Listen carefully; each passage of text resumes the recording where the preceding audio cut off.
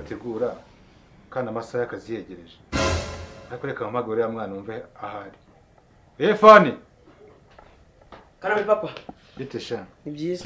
Hanyuma mushiki we Kadiba ari hehe? Akanje kumurira ntari. Ahoje.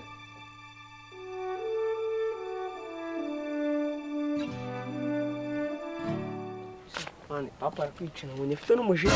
Witonde. Witonde ariko tugende. Papa ngo binamuzanye. Kadibe. Karame papa. Uko ko nawe uranze uraniwe ugiye kumbera nka bakuru bawe.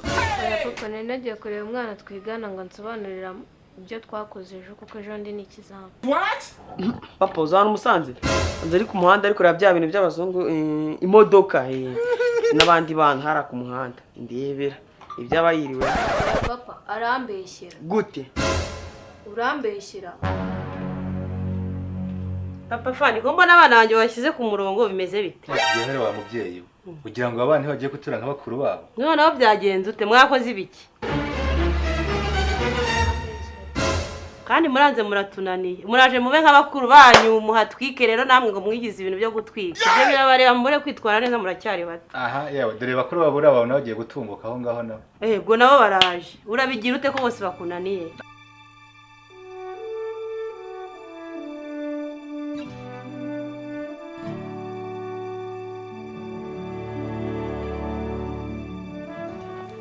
Umva ngubwiye.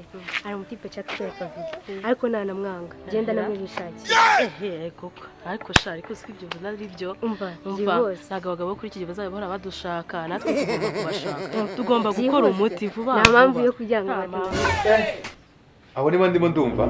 Kadibu, genda ndebera bari bosha. Nyaruka. Papa ndabona ari ba Brenda. Urabona ari bande? Ariko koko ninjye wabyaye. Uzi ko bajya bavuga ngo umuntu ubyaye abakobwa bayatemesheje nka beshya. Erega nibyo mba nkubwira.